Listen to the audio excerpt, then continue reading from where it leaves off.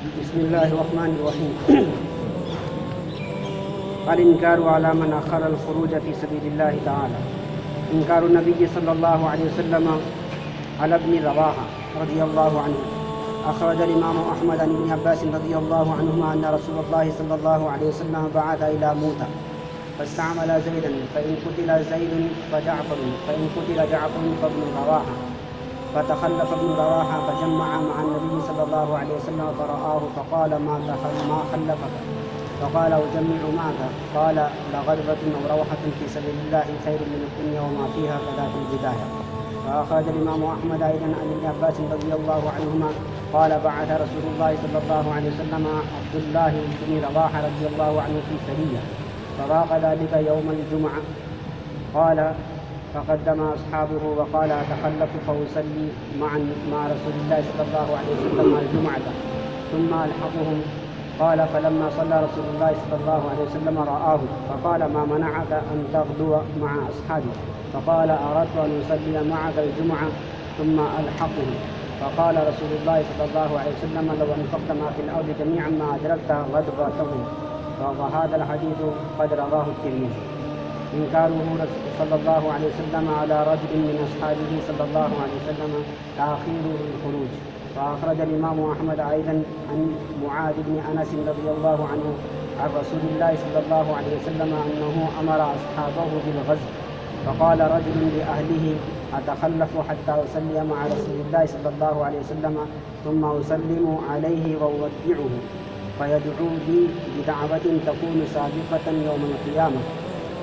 فلما صلى النبي صلى الله عليه وسلم أقبل الرجل مسلما عليه فقال له رسول الله صلى الله عليه وسلم أتدري بكم سبقك أصحابك؟ قال نعم سبقوني اليوم بغدوته. فقال رسول الله صلى الله عليه وسلم والذي نفسي بيده لقد سبقوك بأبعد مما بين المشرقين والمغربين في الفضيلة. قال الحيثم.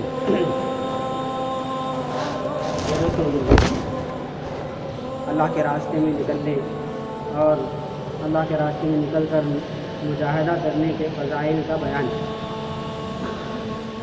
اللہ کے نبی صلی اللہ علیہ وسلم نے صحابہ کو اس بات کی ترغیب دی کہ اللہ کے راستے میں نکلنا اور اطاعت اور مشورے میں طے ہونے والے امور کا اہتمام، ان تینوں چیزوں کے مقابل میں دنیا کے سارے کام اور دین کے سارے کام، چاہے وہ کتنی ہی فضیلت والے ہو، چاہے کتنی ہی برکت والے ہو، چاہے اس سے آخرت میں نجات کی کتنی ہی امید ہو، یہ ساری چیزیں ایک طرف، اور اطاعت، ذمہ دار کی اطاعت، امیر کی اطاعت، مشورے میں طے ہونے والے امور کا اہتمام، اور پھر اللہ کے راستے میں نکلنے کا اہتمام، یہ تین چیزیں ایک طرف، دنیا کی ساری چیزیں بلکہ دین کی بھی ساری چیزیں جو بڑی بڑی ہیں، اہم ہیں، جن سے مغفرت کی امید ہے، جنت کے ملنے کی امید ہے، وہ ساری چیزیں ایک طرف، تو ان کی فضیلت زیادہ ہے.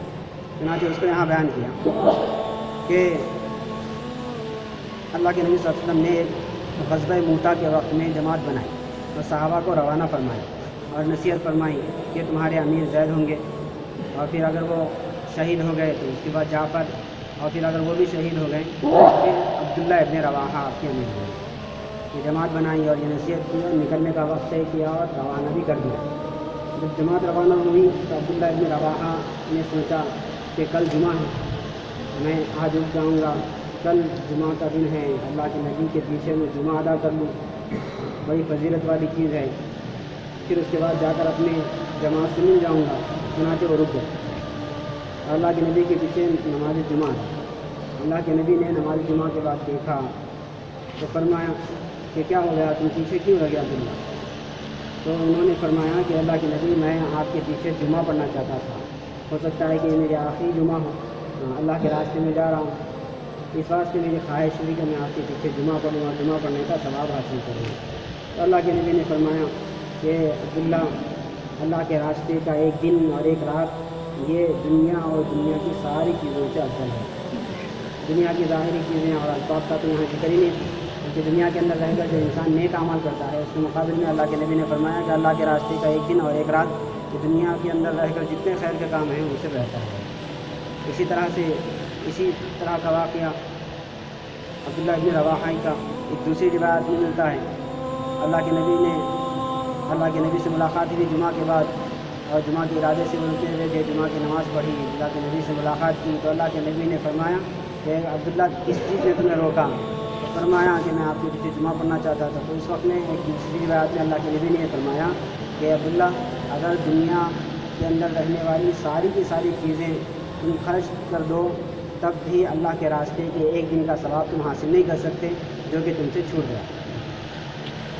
اسی طرح کا ایک واقعہ ہے کہ معاذ بن انس رضی اللہ عنہ بیان فرماتے ہیں کہ ایک شخص نے ایسے ہی ارادہ کیا، اللہ کے نبی نے انہیں اللہ کے راستے میں بھیجا تو وہ اپنے گھر والوں سے انہوں نے یہ مذاکرہ کیا کہ مجھے اللہ کے نبی نے فلاں غزوے میں بھیجا ہے اور فلاں جماعت میں مجھے روانہ ہونے کا حکم دیا ہے، لیکن میں چاہتا ہوں کہ میں اللہ کے نبی کے پیچھے ایک نماز پڑھ لوں اور پھر اللہ کے نبی سے نماز کے بعد ملاقات کر لوں اور سلام کروں اور سلام کر کے اللہ کے نبی سے دعا کی درخواست کروں، اور پھر ہو سکتا ہے کہ اللہ کے نبی جب مجھے دعا دیں تو یہ دعا میرے لیے قیامت میں کام آ جائے۔ یہ اپنے گھر والوں سے مذاکرہ کریں اور یہ مذاکرہ کر کے رک گئے۔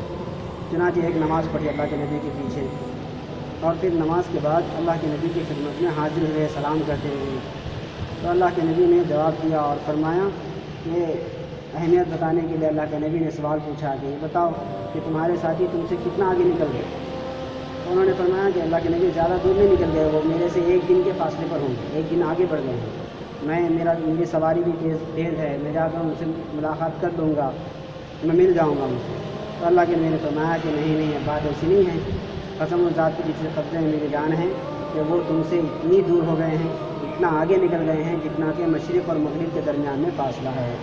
ثواب کے اعتبار سے تمہارے سے وہ بہت آگے نکل گئے ہیں، تم ثواب کے اعتبار سے ان کو پکڑ نہیں سکتے اور ان سے مل نہیں سکتے۔ تو یہ میں دوستوں بزرگوں کہ مشورے میں ایک چیز طے ہو گئی اور پھر ذمہ دار کا حکم ہو گیا تو اب اس پر عمل یہ سب چیزوں سے اہم ہے، ساری چیزوں سے ہے۔ دنیا کی چیزیں تو اس کا تذکرہ ہی نہیں، دین کی چیزیں جو کہ اہم چیزیں ہیں جس پر نجات کا انسان کو امید ہوتی ہے، نجات کی امید ہوتی ہے، اس سے بھی کہیں بڑھ کر ان چیزوں کا اہتمام کرنا ضروری ہے۔ اللہ سے دعا ہے کہ اللہ نے اللهم صل على سيدنا محمد